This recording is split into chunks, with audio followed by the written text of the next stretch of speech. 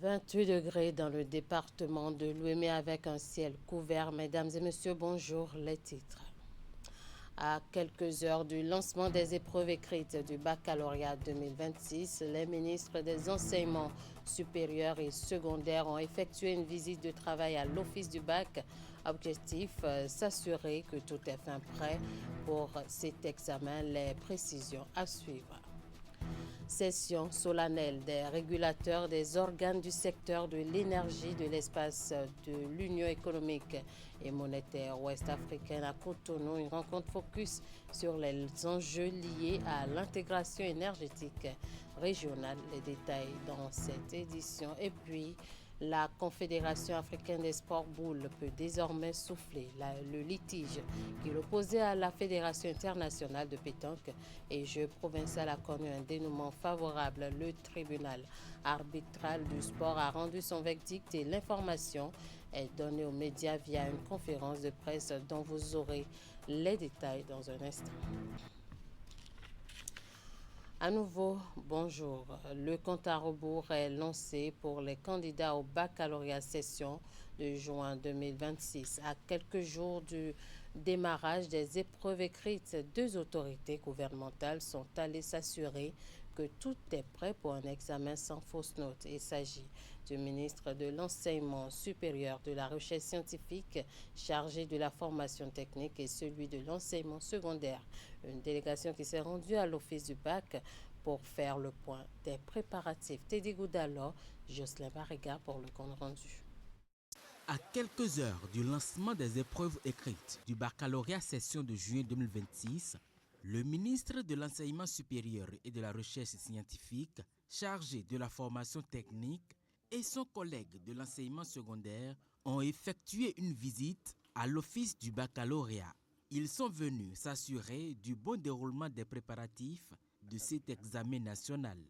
Les éléments d'évaluation sont conditionnés et déjà arrivés à destination, à bon port, grâce à l'appui de l'armée que nous saluons. Sur place, les représentants du gouvernement ont passé en revue le dispositif organisationnel mis en place pour accueillir les candidats. Une attention particulière est accordée aux candidats en situation de handicap.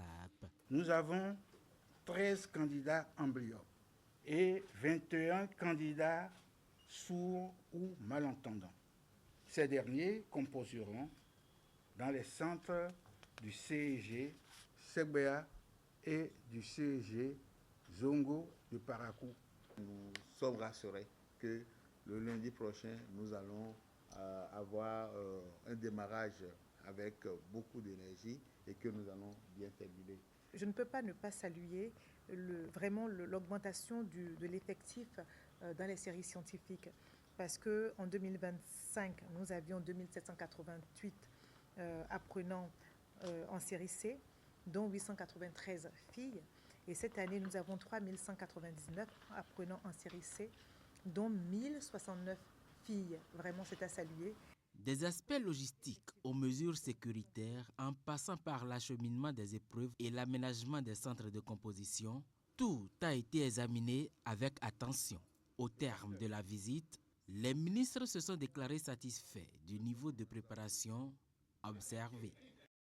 Cotonou a accueilli ce vendredi la session solennelle des régulateurs des organes du secteur de l'énergie de l'espace UEMOA. Cette rencontre de haut niveau réunit les représentants de l'ensemble des États membres autour des enjeux liés à l'intégration énergétique régionale, déterminés à construire ensemble un espace énergétique plus performant, plus résilient et favorable au développement économique. Les participants entendent renforcer la coopération entre les institutions du secteur et promouvoir des solutions durables au profit des populations.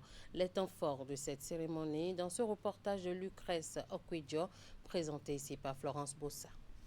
Les acteurs du secteur énergétique des pays membres de l'Union économique et monétaire ouest-africaine se retrouvent à Cotonou dans le cadre de la réunion de concertation du comité régional des régulateurs du secteur de l'énergie. Il est question de renforcer la coopération entre les autorités de régulation, puis de promouvoir un marché régional plus performant. L'UEMOA a institué le Comité régional des régulateurs du secteur de l'énergie, CRRE, afin de développer les échanges et la coopération entre les autorités nationales de régulation et de contribuer ainsi au renforcement de l'efficacité du marché commun des services énergétiques. Je demeure convaincu que la pleine opérationnalisation de ce cadre régional renforcera davantage la cohérence des actions réglementaires, favorisera le partage des bonnes pratiques et contribuera à une meilleure gouvernance du secteur énergétique communautaire. Face aux défis actuels, les participants misent sur une vision commune et des actions coordonnées. Les experts ont procédé à l'amendement, à l'examen du projet de règlement intérieur du comité régional des régulateurs du secteur de l'énergie qui leur a été soumis. C'est un document qui comporte 15 articles. La revue a été faite article par article. Chaque pays s'est présenté, s'est prononcé et tous les articles ont été amendés. Le dernier point à l'ordre du jour, c'était l'élaboration d'un plan de travail. Il a été proposé 3 groupes de travail. Le groupe de travail juridique sur les aspects juridiques, le groupe de travail sur les aspects techniques et le groupe de travail qui va prendre en charge les aspects économiques et tarifaires. Les échanges se poursuivent autour des différents enjeux du secteur avec l'ambition de dégager des recommandations susceptibles de renforcer la coopération et la performance énergétique au sein de l'espace UEMOA. 2 ans après le dialogue mondial des jeunes qui avait réuni à Cotonou plus de 1000 jeunes venus de 130 pays, la parole est à nouveau donnée à la jeunesse à l'initiative de l'UNFPA et du gouvernement béninois. Jeunes et responsables d'institutions publiques se sont retrouvés pour évaluer les avancées enregistrées depuis 2024, identifier les défis persistants et proposer des solutions concrètes aux besoins des jeunes. Santé sexuelle et reproductive, égalité des genres, climat, paix et participation politique étaient au cœur des échanges. Retour sur 2 jours d'échanges intergénérationnels dans ce reportage. En avril 2024, à Cotonou, les jeunes venus de 130 pays dans le monde avaient porté haut leur vision d'un monde plus juste, plus inclusif et davantage attentif à leurs préoccupations. Ils avaient à l'occasion formulé plusieurs recommandations en matière de population et de développement. 2 ans après ce dialogue mondial, l'heure est au bilan. Il y a des avancées dans le secteur éducatif béninois, ce que nous apprécions beaucoup. Il y a également des avancées dans la prise en charge des violences basées sur le genre. Il y a également des avancées dans la disponibilité des contraceptifs.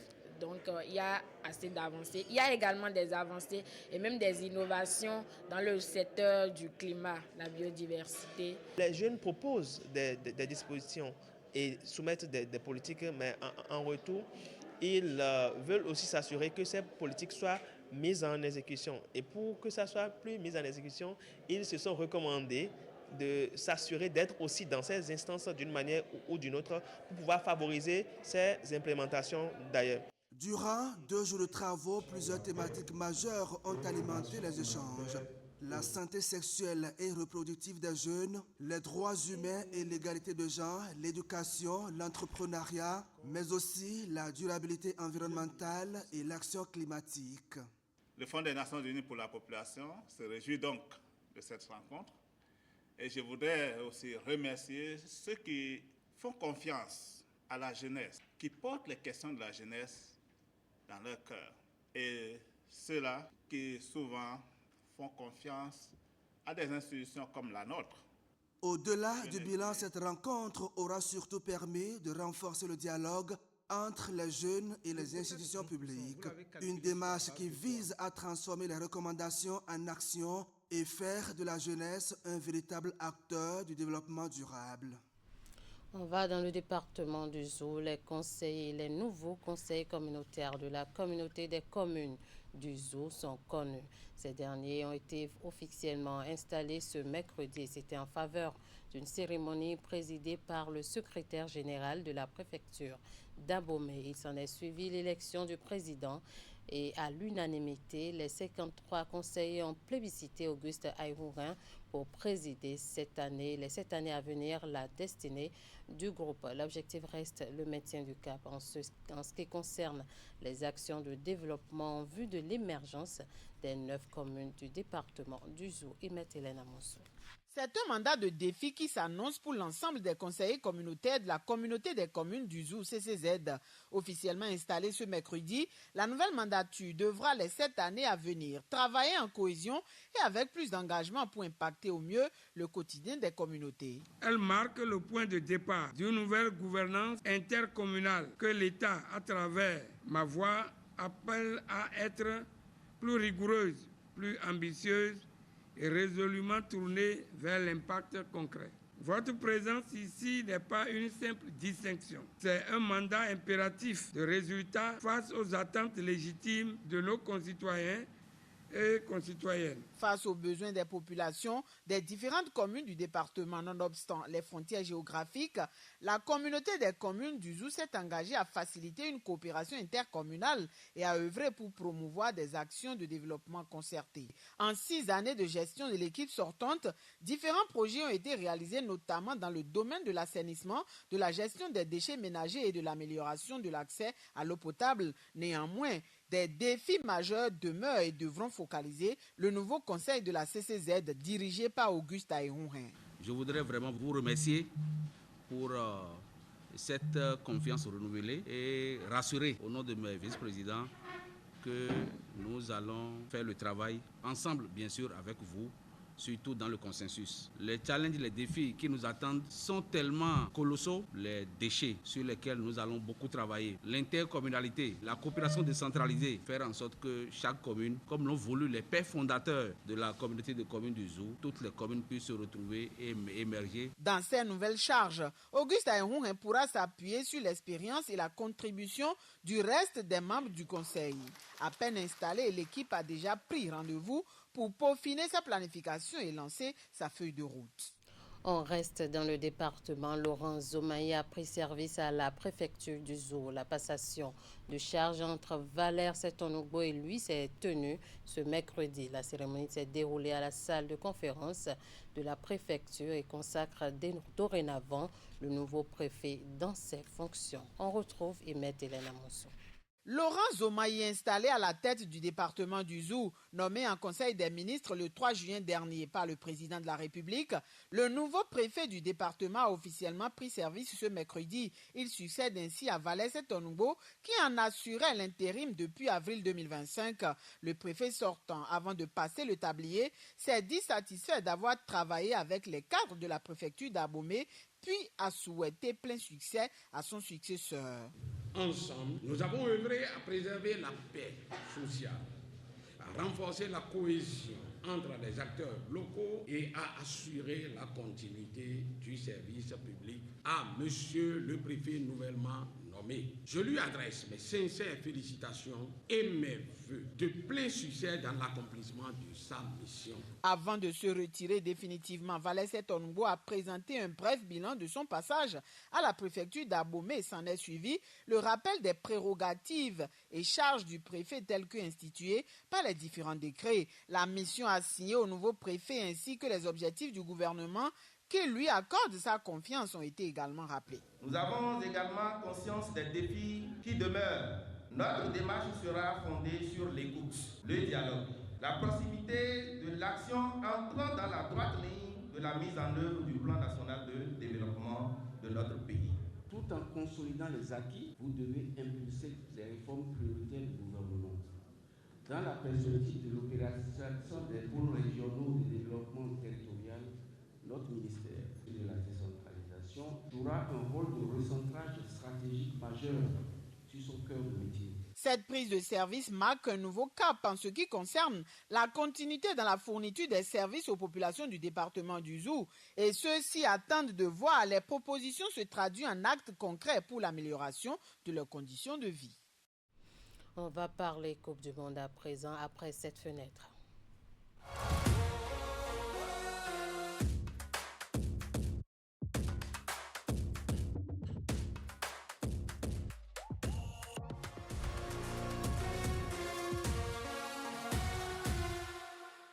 À Cotonou et à Godomain, les promoteurs de bars ont réaménagé leurs espaces pour les adapter bien sûr au bon plaisir de leurs clients pendant cette compétition mondiale de football.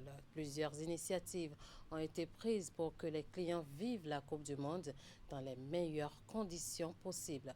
Allons à la découverte donc de ces conditions avec Virgile Arodeignan. À compter de ce 11 juillet 2026, les habitudes changent au niveau des bars et des restaurants et pour tout le temps que va durer le mondial. La compétition est désormais lancée et les promoteurs de bars rivalisent d'initiatives pour offrir à leurs clients des meilleurs cadres pour suivre les matchs. Notre bar est un bar de référence par rapport à la diffusion de toutes sortes de matchs au Bénin. Donc les clients, ils aiment, ils viennent nombreux pour pouvoir suivre les matchs ici.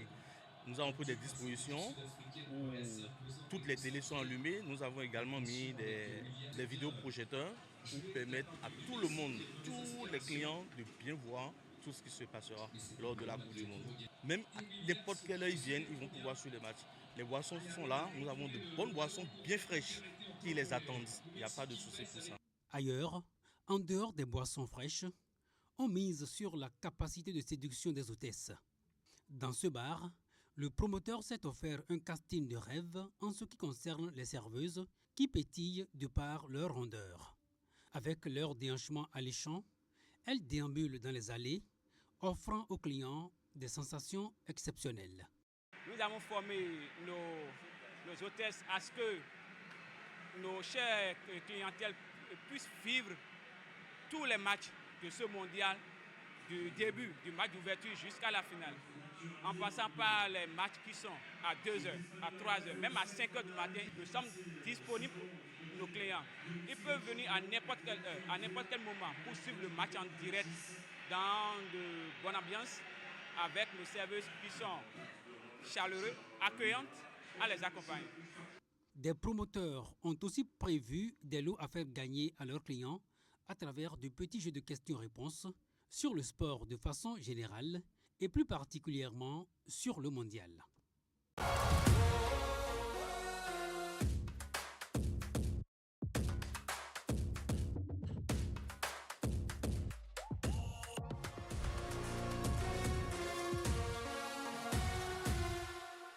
On parle toujours sport. Le tribunal arbitral du sport a rendu son verdict pour le litige qui opposait la Confédération africaine des sports ball à la Fédération internationale de pétanque et jeux provinciaux. Pour porter l'information à l'opinion publique nationale et internationale, le président de la fêtière a tenu ce vendredi une conférence de presse d'annonce officielle, une rencontre avec des professionnels des médias au cours de laquelle El Hadji Idrissou Ibrahima est revenu sur l'origine de la situation qui a conduit les deux instances devant le TAS.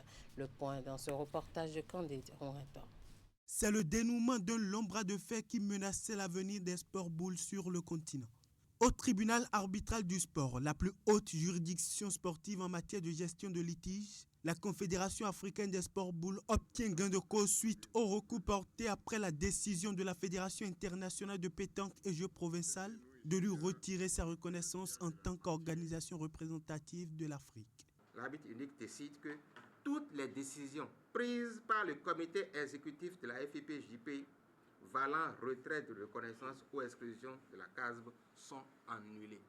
Et au vu de ce qui précède, l'arbitre unique considère qu'il convient également de décider, outre l'annulation de la décision attaquée, que la CASB regagne son statut de confédération continentale de la FIP-JP. Le verdict est sans appel.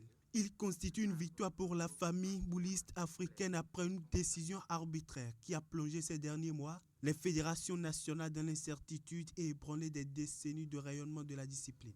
Elle rétablit la CASB dans ses droits et sa qualité de confédération représentative du continent au sein de la gouvernance internationale des sports boules. Notre priorité est de rassembler en apaisant les cœurs à travers une offensive diplomatique de grande envergure. Consolider l'unité des fédérations africaines de sport boule. Notre priorité est de poursuivre le développement des sports boules sur l'ensemble du continent. El Hadj Idrissou Ibrahima et son équipe se projettent déjà vers l'avenir. Avec sa légitimité retrouvée, la Confédération africaine des sports boules reprend sa mission quotidienne. Travailler sans relâche pour que le cœur des sports boules africains continue de battre encore plus fort sur la scène internationale. À la suite des échanges avec les hommes des médias, la fêtière dirigée par El Hadj Idrissou Ibrahima porte à la connaissance des fédérations nationales africaines le verdict du TAS qui annule la décision de la Fédération internationale de pétanque et jeux provinciales, celle de retirer la reconnaissance de la Confédération africaine des sports boules en tant qu'organisation représentative de l'Afrique. Un verdict rendu public le 21 mai 2026 et qui est ici adressé à la famille des sports boules africains à travers une déclaration officielle lue par le secrétaire général de la Confédération. Suivez plutôt. La Confédération africaine des sports boules, KSB, porte à la connaissance de l'ensemble des fédérations nationales africaines de sport boules, des athlètes, des dirigeants sportifs, des partenaires institutionnels ainsi que du mouvement sportif africain et international que le tribunal arbitral du sport TAS, par une sentence rendue le 21 mai 2026, a statué en faveur de la KSB dans le différend l'opposant à la Fédération internationale de pétanque et jeux provincial FIPJP. Par sa décision, le TAS a reconnu le bien fondé des prétentions de la KSB et a, en conséquence, rétabli l'institution dans la plénitude de ses droits en tant que confédération continentale représentative des sports boules en Afrique au sein de la FIPJP. La sentence arbitrale met ainsi fin à une période de contestation institutionnelle et confirme la légitimité de la KSB à exercer l'ensemble de ses missions, prérogatives et responsabilités au service du développement des sports boules sur le continent africain. Fidèle à sa vocation de rassemblement et d'unité, la KSB tend la main à l'ensemble des parties prenantes afin d'ouvrir une nouvelle étape fondée sur le dialogue, la coopération et le développement harmonieux des sports boules en Afrique et dans le monde. Fait à Cotonou le vendredi 12 juin 2026 pour le comité exécutif de la KSB, honorable président El Hadj Ibrahima Idrissou. Sur ce, nous bouclons ce journal. Merci de nous avoir suivis. Merci à toute l'équipe de rédaction, de réalisation et de diffusion. Passez un très bon week-end en compagnie des programmes de Canal 3 Bénin.